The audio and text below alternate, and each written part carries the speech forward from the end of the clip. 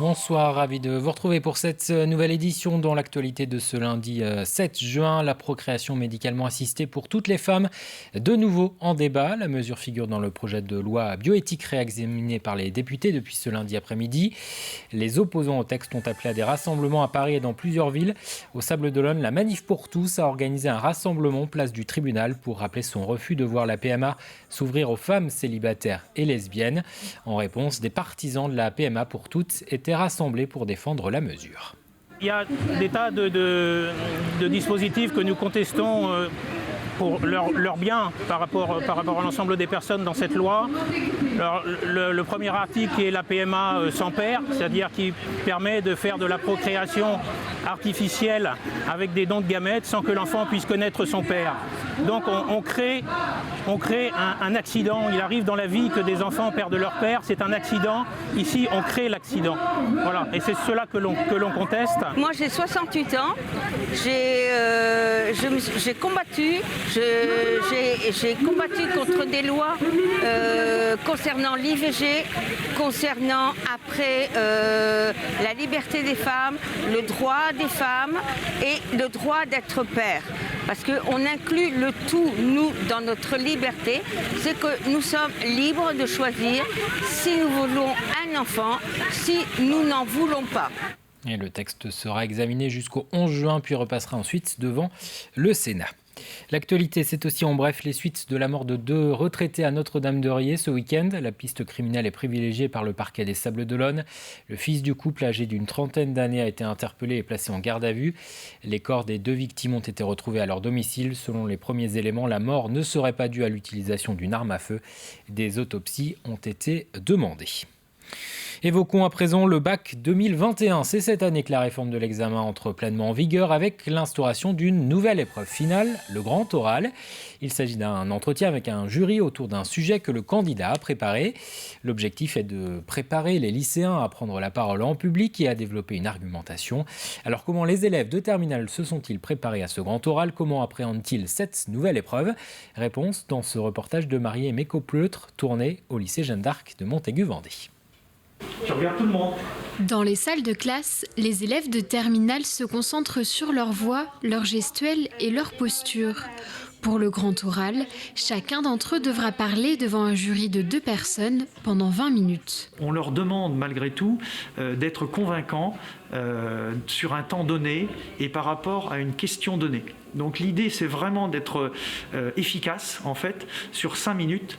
Et donc pour faire ça, eh bien, il faut quand même qu'ils s'entraînent peut-être sur le fond, certes, mais sur la forme. Et l'objectif de ces petits exercices qui vont les apprendre à respirer, à se détendre, et puis également à poser leur voix, à donner de l'importance à certains passages ou à certains mots, eh bien, il est très important.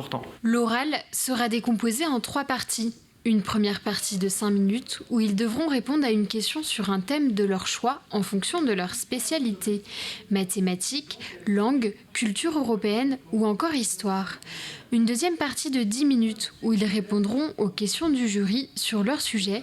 Et enfin, une dernière partie de 5 minutes où ils présenteront leur projet professionnel. Je suis en spécialité SVT et maths et en SVT j'ai pris un thème sur la respiration et le stress. Et en maths, j'ai pris un thème sur la planche de Galton et donc les lois binomiales. Pour mon oral de SVT, je vais présenter le secteur du bâtiment lié au réchauffement climatique. Et pour mon grand oral en maths, je vais présenter les probabilités liées au casino et aux jeux de hasard. Cette toute nouvelle épreuve ne semble pas trop inquiéter les élèves. Plus on se rapproche, plus je suis stressée, mais je pense que ça va le faire tout seul. Par rapport à l'ensemble de la classe, moi je suis un peu en retard, mais ça va, on est bien suivi, surtout en SVT, on est pas mal suivi. Je me sens pas forcément stressée parce qu'on est bien accompagné, bien suivi, mais après ça reste une épreuve de bac, donc il y a forcément cette petite appréhension. Cette année, près d'1 600 000 lycéens en bac général et technologique passeront l'épreuve du grand oral qui aura lieu du 21 juin au 2 juillet. On ouvre une page politique avec les élections départementales. Il reste moins de 2 semaines désormais aux candidats pour convaincre les électeurs de se mobiliser. Focus sur le canton de Fontenay-le-Comte qui regroupe 28 communes du sud Vendée. 5 binômes sont en lice. Les conseillers départementaux sortants François Bon et Marie-Jo Chadevert ne se représentent pas.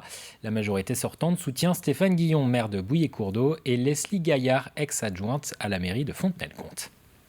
Sur le canton en particulier, ce qu'on veut faire, c'est maintenir une agriculture forte, créer des conditions de développement de nos entreprises, renforcer l'offre touristique et accompagner tous les projets d'habitat pour la partie attractivité de notre territoire. En ce qui concerne les solidarités c'est au cœur des compétences du département. Donc il est primordial de développer l'offre de santé, accompagner nos habitants tout au long de leur parcours de vie. Ils sont également candidats dans ce canton de Fontenay-le-Comte, Francine Aldebert et Bertrand Matonneau pour le Rassemblement national, Christian Henriet et Dominique Vergriot pour le centre, Susanna Grondin, Gilles Simon d'Hiver Gauche et François-Xavier Berthaud et Michel Trécoire d'Hiver Gauche. Et puis, autre canton, celui des Sables d'Olonne. 3 binômes sont en lice, dont celui composé de Fabrice Duval et Caroline Potier pour la gauche rassemblée. Fabrice Duval est militant à Europe Écologie Les Verts. Caroline Potier, adhérente au Parti communiste, est élue d'opposition au conseil municipal des Sables d'Olonne. Nous proposons un revenu minimum d'autonomie pour les 18-25 ans. C'est aussi le droit au bien vieillir et nous proposons de favoriser le maintien à domicile et de soutenir les associations qui y travaillent. C'est également évidemment un logement pour toutes et tous et notre canton souffre d'un problème terrible de logement. Il y a aussi tout ce qui est favoriser l'agriculture biologique, l'agriculture raisonnée et c'est aussi de promouvoir tous les secteurs d'activité associés à la mer. Et les autres binômes dans ce canton des Sables d'Olonne sont Nicolas Chenechot et Florence Pinault, conseillère départementale sortante. Ils se présentent sous l'étiquette d'Hiver Droite. Et puis Dany Marmin et Manuela Matoka pour le Rassemblement national. On referme cette page élection pour parler de culture. Après Bach et Mozart, c'est un compositeur autrichien qui sera à l'honneur l'an prochain lors de la Folle Journée. Le festival de musique classique s'est refermé ce week-end dans la région avec plusieurs représentations à La Roche-sur-Yon et à Challans. Une édition en 2021 maintenue mais décalée et restreinte en raison des conditions sanitaires. La Folle Journée 2022 devrait revenir en janvier prochain. Elle sera consacrée à Franz Schubert, un choix d'actualité pour le directeur du festival René Martin. Le thème de l'année prochaine, c'est Schubert, le voyageur. Alors, c'est très lié aussi à l'expérience que nous vivons actuellement. Nous avons besoin de voyager, d'aller à la rencontre des autres. Schubert était également un compositeur qui a composé toutes ses œuvres pour ses amis. Il passait des soirées entières dans les tavernes à Vienne pour composer et je pense qu'on a tous aussi besoin de se retrouver. On a tellement été confinés, donc je pense que ce thème va permettre de vivre une expérience tout à fait extraordinaire avec les œuvres de Schubert. Des propos recueillis par Pierre Dalicieux. Direction à présent Vix, où un parcours artistique à travers la commune vient de voir le jour. Sur 18 km, les visiteurs peuvent aller à la rencontre de 11 sculptures de pierre et de métal. Certaines d'entre elles ont été réalisées sur place ces dernières semaines par plusieurs artistes. 11 œuvres exposées en plein air sur le thème des marais et des vignes. Pour l'association Rancard, à l'origine du projet, il s'agit d'allier culture, paysage et patrimoine. Découverte signée Grégoire de Châtillon. La sculpture fêtée en musique au cœur de Vix. L'événement est unique. Tu fais attention avec celui-là, essaye de le prendre avec les deux mains. Il inaugure un parcours sculptural de 18 km autour de la commune. Les statues sont pérennes, elles vont rester tout le temps sur place. Et donc ça permettra aussi bien aux viserons, mais aussi aux touristes ou aux gens des autres villages de venir passer un bon moment à faire ce parcours et de découvrir notre paysage, notre village, et de découvrir ces statues qui en elles-mêmes, chacune a son identité. 11 statues de pierre ou de métal, parmi lesquelles la femme crocodile de Thomas Petit. C'était aussi un peu une idée de parler de l'écosystème des marais, effectivement, mais aussi du changement climatique, avec la durée de vie de la Terre, que toute chose se métamorphose et change, quoi. Des sculptures désormais intégrées à ce paysage de Vix, autour de la Sèvre niortaise, entre vignes et marais. Celle-ci, on la doit au Vendéen Mathieu Vivien, une offre culturelle qui fait du bien aux artistes. C'est surtout une manière de se relancer dans la vie un peu réelle, retrouver les gens, avoir du contact. partager notre passion, tout simplement. Enfin, de l'art et de la convivialité, de la culture pour tous. Naturellement, les habitants de Vix, tout comme les touristes, apprécient. Le fait qu'il y ait une animation pas loin de chez nous, culturelle, je trouve que pour un petit village, ils se sont super bien débrouillés d'organiser quelque chose d'aussi grand, d'aussi beau. C'est un programme qui lie tourisme et culture et je trouve ça extrêmement intéressant et je vois que c'est assez bien suivi. Ici, un clin d'œil aux statues Moai de l'île de Pâques. Avec ce parcours permanent, la commune de Vix a su célébrer la sculpture comme il se doit. Enfin, avant de refermer cette édition, quelques images des rendez-vous au jardin. Cette opération permet chaque année de découvrir des parcs et des jardins qui ouvrent rarement au public. 33 sites étaient ouverts ce week-end à la visite dans le département, parmi lesquels le parc du château de Saint-André à Mareuil-sur-la-Dissay.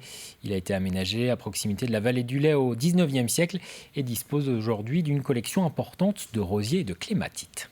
C'est magnifique, vous avez vu les chanteurs, les roses. Il y a une diversité de roses qui sont belles, au niveau couleur, au niveau forme, voilà. Donc, et puis le cadre est agréable aussi, c'est reposant, c'est beau. Un émerveillement permanent de couleurs et de formes et de...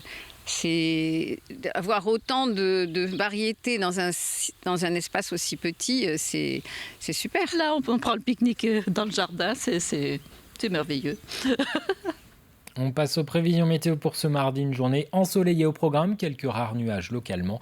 16 à 17 degrés pour les minimales, les maximales 19 sur les îles, 21 à la Tronche-sur-Mer et jusqu'à 27 degrés aux Herbiers. Bulletin complet dans un instant, c'est la fin de cette édition. Merci de votre attention, très bonne soirée sur TV Vendée.